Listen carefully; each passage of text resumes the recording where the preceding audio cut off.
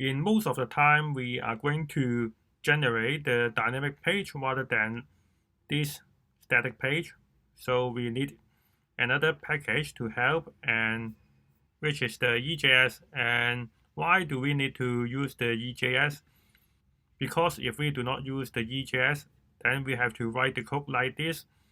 And if we have the EJS, then we can simply do something like this, and we just embed the variable, and then we just embed the JavaScript variable here and display to the page.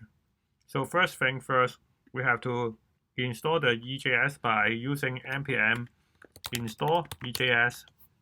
And then in order to set the EJS as the real engine, we have to go to the app.js, and right before the app.listens, we type app.set and real engine and EJS. Now we already set the real engine as EJS, and we have to put the file inside the Views folder, and then we just rename this as EJS file. And then instead of sending the file, we are going to delete this and replace with render and index, and we just need to type the file name without the .ejs. So we do the same here.